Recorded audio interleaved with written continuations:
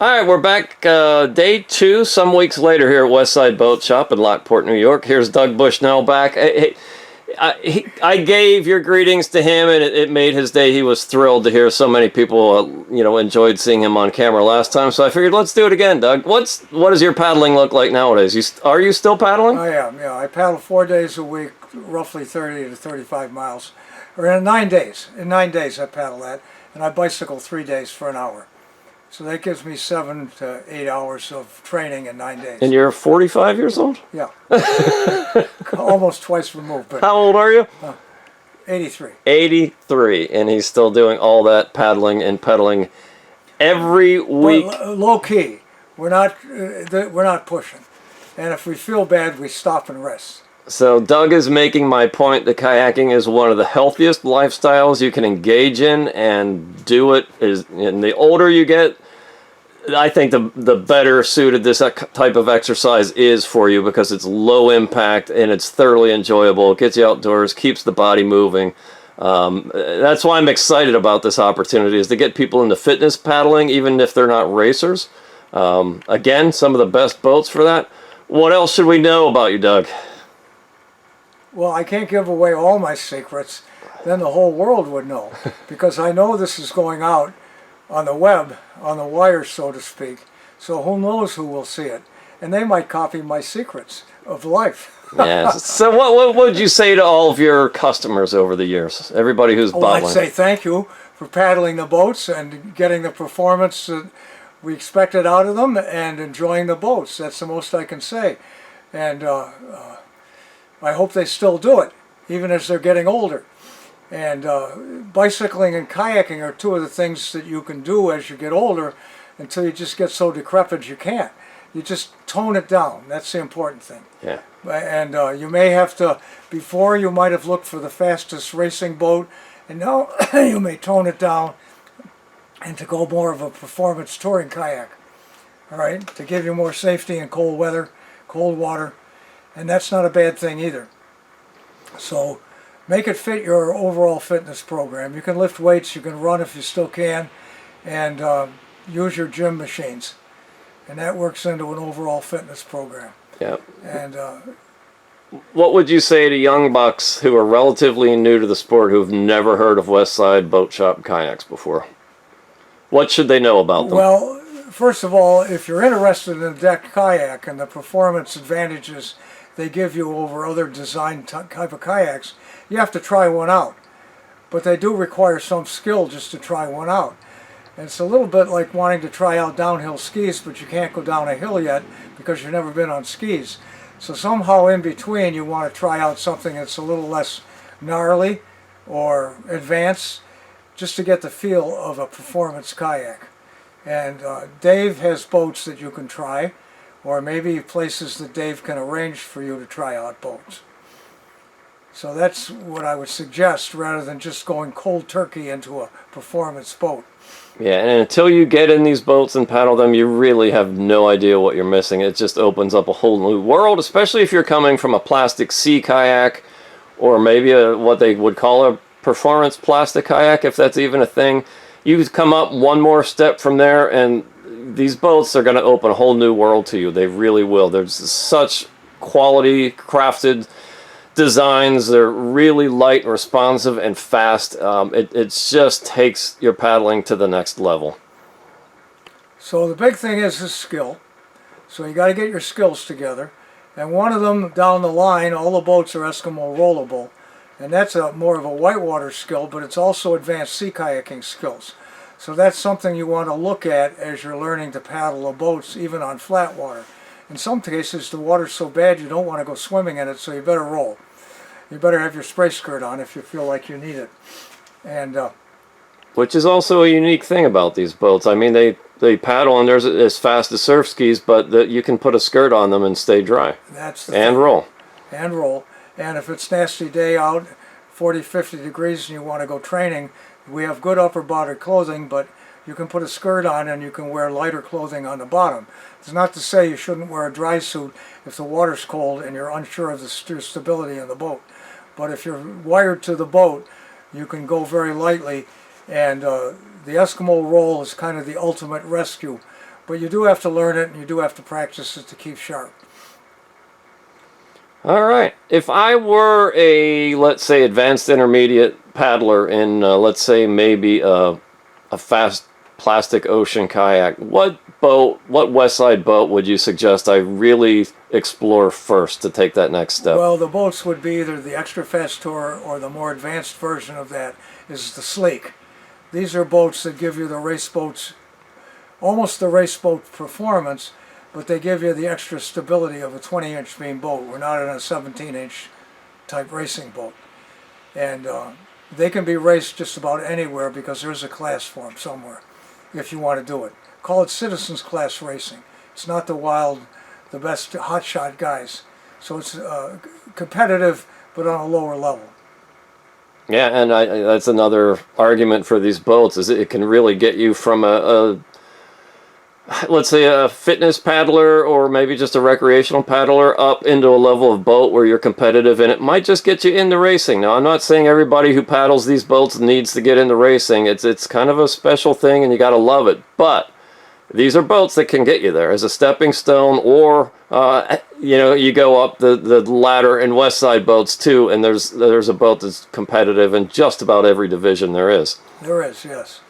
And so you'll have to, if you do get into racing, you have to check the local rules. That's all I can say. Yeah. Because it's kind of a hodgepodge. And so sometimes the boat that's legal in one area won't be legal in the other. The water sets the rules, not race committees. But the race committees like to set the rules because they're in charge of their race. So you have to play their game sometimes. All right, Doug. Hey, we're going to let you off the hook for tonight. Let's go out and have a nice dinner. And we'll talk some more tomorrow. There'll be a part 2 of this video. I just want to spin the camera around. This is another day in Doug's barn. We came back up. We've got a trailer waiting to get all the rest of the molds back to Virginia. We spent the day getting these molds together, bolting them together by the flanges. Okay, so we've got 1, 2, 3, 4, 5, 6, 7 laid out on the floor here. Seafarer K2. We've got the Wave XL, Thunderbolt X, Marauder, we've got the Bullet K2, and there are still some more boats to go here. That's the original hull from the EFT, and then there's a second hull for that boat. That's the EFT or the Sleek. So this is what we've done today. Tomorrow we do more of the same and then get all these loaded on a trailer and take them back to Turning Point Boat Works. Alright, so we've got the Dave the Kayaker mobile sporting the new logo. Doug really likes this, by the way. He thought it was pretty cool and said he never did that before. We've got the trailer sitting over there. We've got a few plugs getting ready to load up tomorrow. You saw the bolts on the inside. More to put together tomorrow. Load that trailer, and then it is coming down to Virginia to start its new life. Alright, and here we have the trailer. Just about fully loaded up. We've got a couple of these boats to strap on yet. And a prized possession of mine now is Doug's original XR5 wild water boat. He said he'll never paddle it again, so he would be happy to give it to me. So there's a real piece of history that's going into my personal collection. I'll do a full review of the XR5 from paddling this boat, but this boat will never be for sale. This is mine. All these boats are getting ready for the truck to come up in a couple days and haul it all back down to Virginia. All right, Doug, give me a little history of your XR5 wild water boat here. Well, to be honest with you, this was a joint venture between Bill Nutt and I. And Bill Nutt designed the boat basically, and I finished it off and put it in service. And it was originally the X5, and I changed the bow underwater. It makes it the XR5 for rocker, underwater rocker in the first 2 feet of the boat. And then Bill Nutt got one and won the national championships with it in 1983 or 82, I don't remember. And then I went on to race this, and now it's a training boat, and I wore out the bottom in rivers. So that I've paddled that boat at least 30,000 miles documented, but I don't have the documents here. So there you go. So, folks, you can see this wing that these wild water boats have. It's concave in here. They're kind of unstable when you're upright in them, but when you lean over, those wings kick in and give you the stability through waves. If you're looking to get into wild water racing, these are great training boats. They're going to be made in the U.S., so they're going to be easy to get. You don't have to order them from Slovakia and wait for the ship to come over. So if you're looking for an economical way to get into wild water racing, yes, they're old designs, but they're still awesome to get you started. So check them out. Doug, thank you for this prized possession. The newer boats are a little more squirrely in grade 4 rivers. That's where these are designed to be raced. The rivers are steep and you're going 15 miles an hour. This boat, in a modern race today, with a good paddler, would still be in the top 5, period. So you have to be that good to be in any wild water boat, a new one or an old one. But the performance is there because it's a little more stable. That's the whole thing. Gotcha. So, see, these boats were designed for the World Championships in rivers. So you had a River 81, and that was designed for Wales. Now I raced in Wales in 81 on the development team, and it was a low water river, so they used very radical boats. The next year in 83 it was at Murano in Italy. Big water boats. They were not used, those boats were not good enough. You couldn't get the speed out of them. They were good in easy water, let's put it that way. So this boat is still a very good all-around boat. It's a downriver boat, and it'll always paddle like a downriver boat. There's no miracle there. It's in the paddler. Yeah. So again, this is going in my prized possessions. My Phoenix Match 2, my Prion Interceptor, now my Doug Bushnell William Nutt XR5. Woot woot! Let's do this. All right. All right, guys, I am back in Erie, Pennsylvania. We just got done loading all those molds from Doug's barn on top of the trailer. I'm swinging back around to Erie, Pennsylvania now to pick up the remaining 2 molds that kind of were broken arrows. We had to stage them here a few weeks ago. Now on my way back through from Doug's back down to Virginia, I'm picking up these last 2 molds. It's the Seafarer and the XR5 molds. Those are going back to Virginia. I'm going to give you a little hint here. If you ever think about getting the harebrained idea about building a kayak business, buying a kayak business, don't do it. Just moving the molds is such a pain in the rear end. I've been sweating all day long. My shirt has been soaked working in Doug's barn, now getting these last 2 remaining molds up.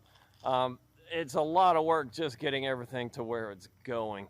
But the good news is all of these boats will now be available to buy, to order and buy. So all these molds will be together near Joey down in Virginia. So, you know, now's the time to buy a West Side boat.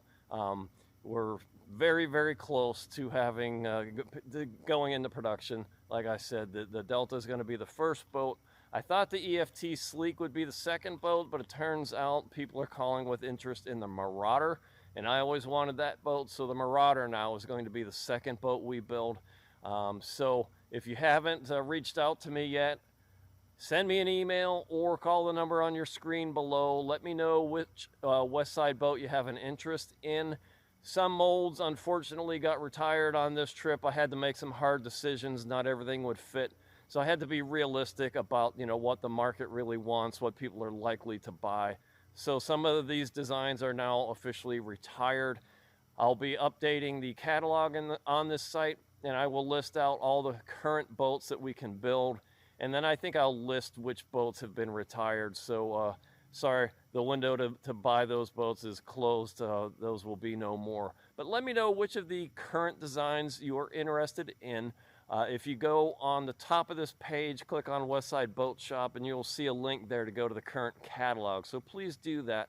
Like I said, the Delta's first. Then I've switched. We're going to do the Marauder. And then you let me know whether we should keep on making Marauders to order or if you're interested in one of the other current boats. So take care. Thanks for bearing with me. Thanks for following this story. And there's more to come. So love this sport. Take what it has to give you and pay it forward.